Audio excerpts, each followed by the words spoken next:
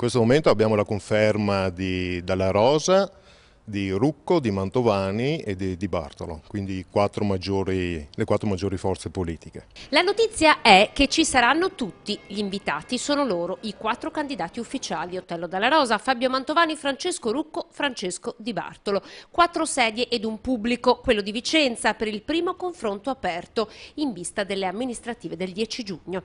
Questa sera al centro civico di via Taonna di Ravelle 4 sedie e qualche sorpresa possibile, perché altri partiti pare si sarebbero messi in contatto con l'organizzatore dell'evento, le ACLI vicentine. Veneto Stato e il candidato indipendente Leonardo Bano potrebbero comparire tra il pubblico.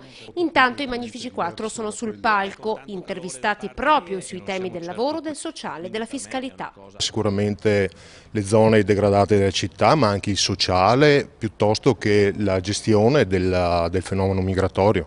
Questi un po' i temi salienti.